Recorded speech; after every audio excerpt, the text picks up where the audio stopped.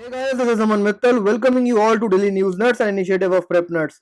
Today the date is 26th of May 2020 and we shall be seeing all the important articles that an aspirant must go through from the exam's perspective. आज near about हमारे पास 5 article हैं from the Hindu, Indian express और PIB से कोई भी article नहीं है। Front page of the Hindu में कोई खास न्यूज नहीं है except one which is on the India China border dispute. तो चाइना ने डिप्लॉय कर दिए हैं ज्यादा ट्रूप्स ऑन द बॉर्डर और इंडिया चाइना के बीच में बॉर्डर स्टैंड ऑफ वो अभी भी खत्म नहीं हुआ है और चल रहा है। Instead it has got intensified specially in the Galwan valley region जहां पे इंडिया इंफ्रा का काम कर रहा है और चाइना ये चाहता है कि इंडिया वहां पे अपना इंफ्रा का काम रोक दे। तो इंडिया चाइना बॉर्डर डिस्प्यूट को हमने बहुत डिटेल में कवर करा है क्रैक्ड नेट्स में, लिंक ऊपर आई बटन और डिस्क्रिप्शन बॉक्स में अवेलेबल है, आप वहां से स्टडी कर सकते हैं each and every essential information with respect to the India China border stand off. Now let us move on to the next news. Heat wave sweeps north India.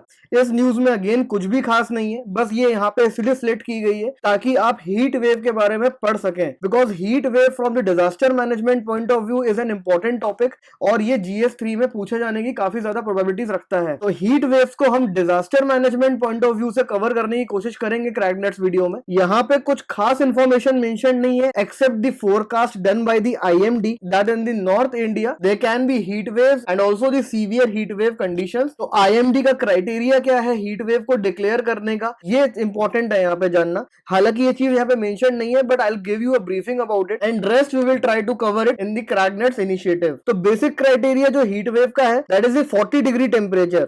तो अगर 40 डिग्री टेम्परेचर प्रिवेल कर रहा है planes में और 30 degree temperature prevail कर रहा है हिली रीजन्स में, तो यहाँ पे नॉर्मल हीट वेव की कंडीशंस प्रिवेल होना स्टार्ट होती हैं। अगर 5 डिग्री का वेरिएशन देखा जाता है from the 40 degree temperature then heat waves declare की जाती हैं और वहीं अगर टेम्परेचर 7 डिग्री तक वेरी कर जाता है then severe heat wave conditions को डिक्लेयर किया जाता है। एंड अगर 45 डिग्री टेम्परेचर किसी प्लेन एरिया में कंटिन्यूअस रहता है तो वो उस रीजन में heat waves irrespective of the further variations declare कर दी जाती हैं। तो ये एक बहुत ब्रीफ में मैंने आपको बताने की कोशिश करी है कि क्या क्राइटेरिया है। Rest each and everything with respect to the heat wave from the disaster management point of view we will cover it for sure in our cracknets initiative. So now let us move on to the next article. We have come on to the editorial page and there is one editorial with respect to the criminal defamation batting for free speech. Tamil Nadu high court ने कुछ decision दिया है with respect to the criminal defamation proceedings and which is very important because criminal defamation proceedings initiate की जाती हैं against the activist, journalist and people associated with the opposition parties. So defamation is basically a reputational damage. तो अगर किसी भी person को ऐसा लगता है कि किसी second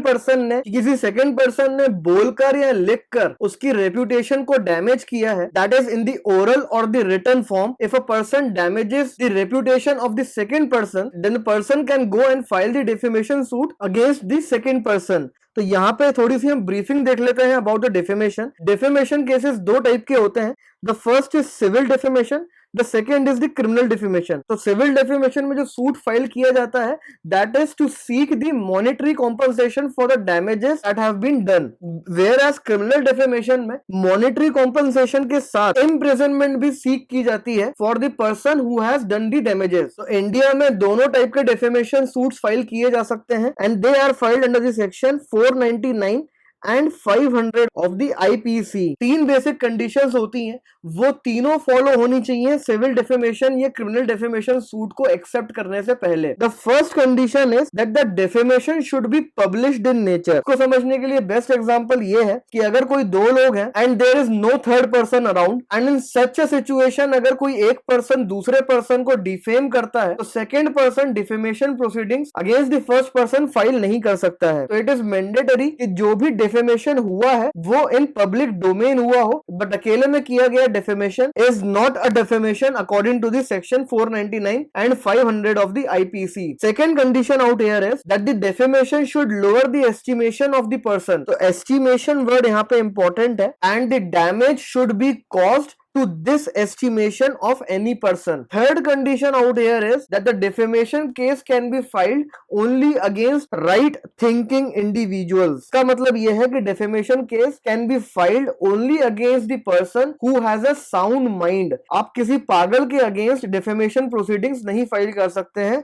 That person should be right thinking individual and must be of sound mind. अगर ये तीनों fulfill होती हैं तो defamation proceedings can be initiated. Then there are two exceptions of the defamation. So the first exception out here is that the information should be of public good. तो अगर कोई एक ऐसी information है जिसने reputational damage पहुंचाया है but it was for the public good, then again defamation proceedings cannot be initiated. And the second exception is that it should be absolute truth. तो अगर कोई सच्चाई है जो आप पब्लिकली किसी पर्सन के बारे में उसको बोल रहे हो तो वो अगेन डिफेमेशन प्रोसीडिंग्स के लिए एलिजिबल नहीं रहेगा. तो सेक्शन 499 और सेक्शन 500 इन दोनों के अगेंस्ट सुप्रीम कोर्ट में केस फाइल हुआ था so as to declare them unconstitutional, as these sections act as a deterrent on the freedom of speech and expression of individuals.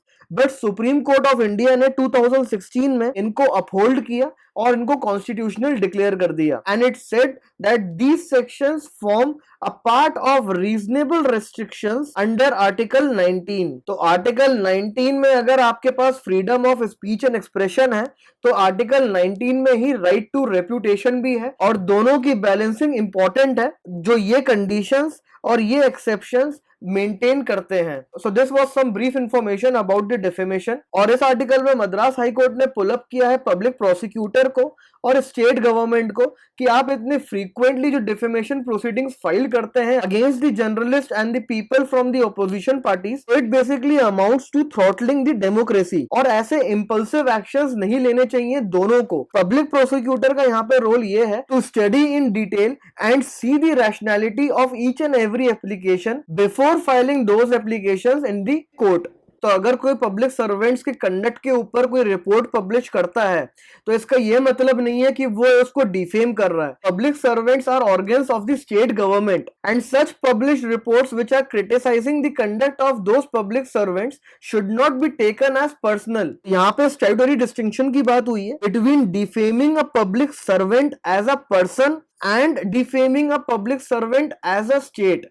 तो अगर पब्लिक सर्वेंट को as a state reports में publish करके criticise किया जा रहा है देन वहां पे डिफेमेशन प्रोसीडिंग्स एग्जिस्ट नहीं करती हैं. बट अगर कोई उसको पर्सनली अटैक कर रहा है then the defamation proceedings can be filed. Then the last important thing which is important out here is the Sullivan rule. तो ये यूएस के सुप्रीम कोर्ट ने एस्टैब्लिश किया था कि डिफेमेशन प्रोसीडिंग्स सिर्फ एक ही कंडीशन में क्वालिफाई कर सकती हैं and that is with respect to the malice, the information that is intended और डिजायर टू कॉज हार्म.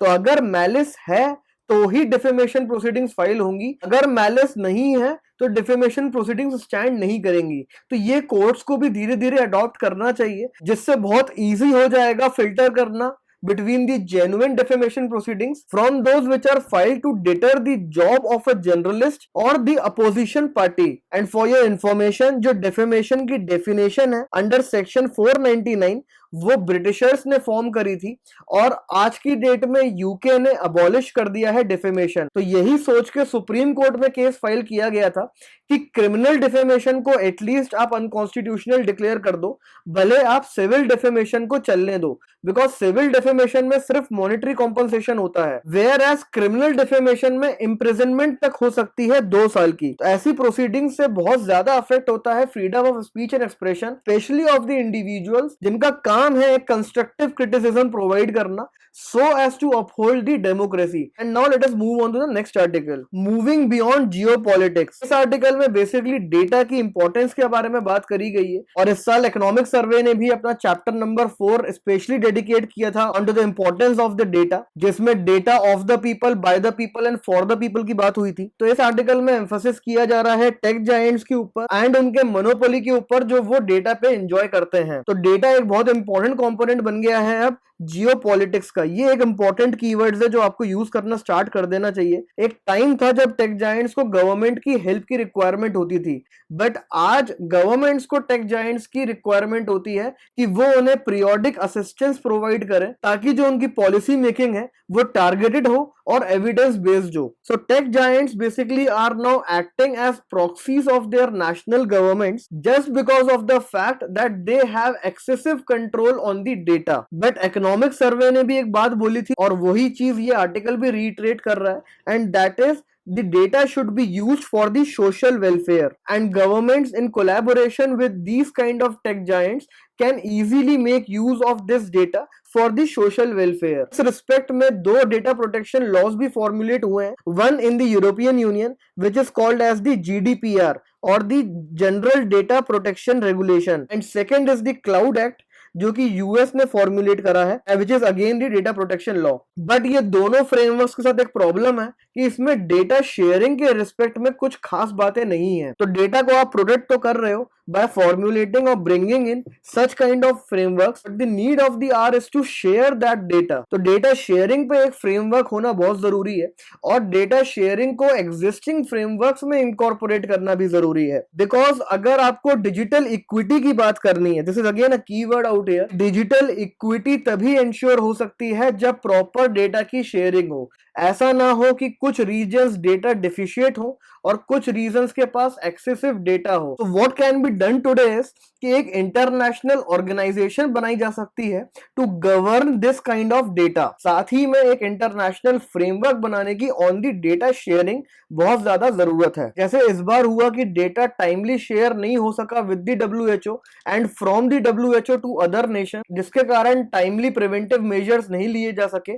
और इतना बड़ा पेंडेमिक आज हम सब लोग फेस कर रहे हैं। So the entire emphasis out here is on the data sharing. Now let us move on to the next article. Karnataka government takes efforts to solve mystery over birthplace of Purandara Dasa। तो again इस article में कुछ नहीं है except the name Purandara Dasa। Purandara Dasa was the father figure of the Carnatic music। तो ये prelims point of view से important बन जाता है। He was a Vaishnavite और इन्होंने अलंकार्स को स्ट्रक्चर करा था, साथ ही में एक नया राग भी इंट्रोड्यूस करा था, मयम अले गोवला, and he used to write in Kannada और संस्कृत। देन भक्ति मूवमेंट के दौरान इन्होंने एक कंट्रीब्यूशन करा था टू द दासा साहित्य। कुछ यहाँ पे विजयनगर एम्पायर के बारे में मेंशन्ड है, लाइक द नायक टाइटल जो विजयनगर एम्पायर में वेल्दी मर्चेंट्स को दिया जाता था। तो ये कुछ बेसिक इंफॉर्मेशन है जो आपको शायद प्रीलिम्स में हेल्प कर दे। Now let us move on to the next article.